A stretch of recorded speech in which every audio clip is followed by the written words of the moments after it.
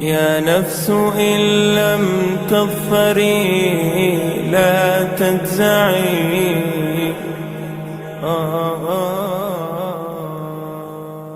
إن الله لا يحب الكافرين. إن الله لا يحب المفسدين فإن الله عدو للكافرين. Is Allah saying kufr in any of this? It's kuffar.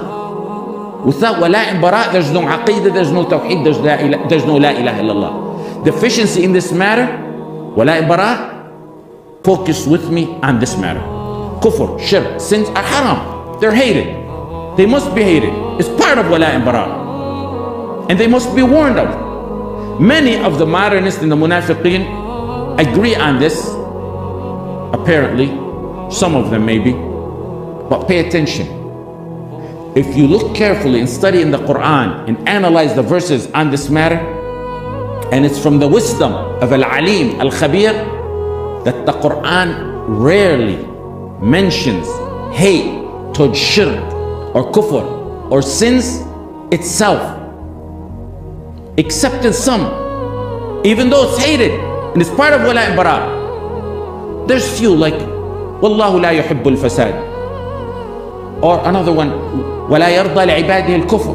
In general, the verses on shirk and kufr are in a deterrent context. قل تعالوا أتلوا ما حرم ربكم عليكم ألا تشركوا به شيئا وبالوالدين إحسانا. Allah subhanahu wa ta'ala is deterrent from the sins generally when it's the context of talking about shirk and kufr and haram. وينهى عن الفحشاء والمنكر. Another one, قل إنما حرم ربي الفواحش ما ظهر منها وما بطن. Your tawheed is not tawheed without despising shirk itself. Yes. Yet the overwhelming majority of the verses are focused on mentioning the despising of kuffar themselves, even though despising both is part of wala and bara and part of Islam. The focus is on despising the mushrikeen and kuffar themselves. And that is exactly the opposite of what the surrenderous munafiqeen are doing today. And they have an agenda behind that.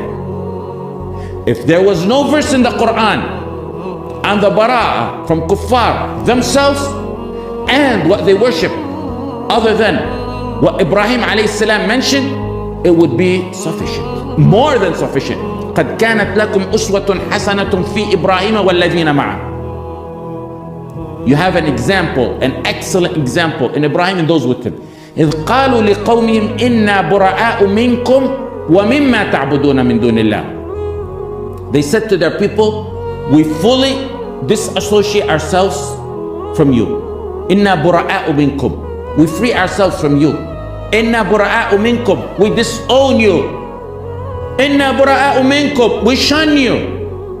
ومما تعبدون من دون الله. And we free ourselves from your shirk.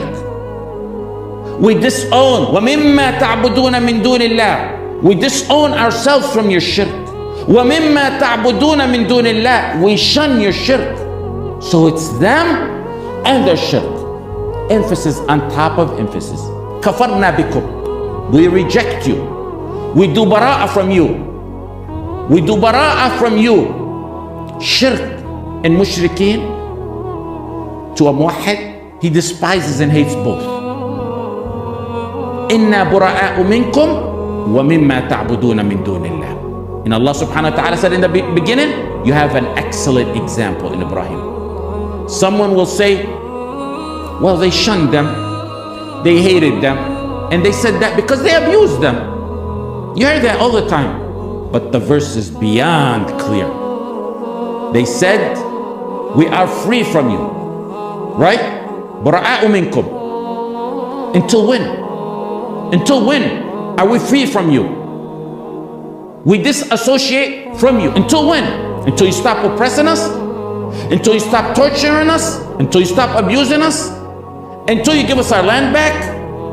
كفرنا بكم وبدا بيننا وبينكم العداوة والبغضاء أبدا حتى تؤمنوا بالله وحده. حتى تؤمنوا بالله وحده. enmity and hatred will continue حتى تؤمنوا بالله وحده, until you believe in Allah subhanahu wa ta'ala alone. It can't get any clearer than that. Then, like I mentioned, the hadith, the scholar statements on this are very clear. To separate between shirk and a mushrik, or kufr and a kafir, is basically saying that Jahannam was created as a vacant dwelling in vain.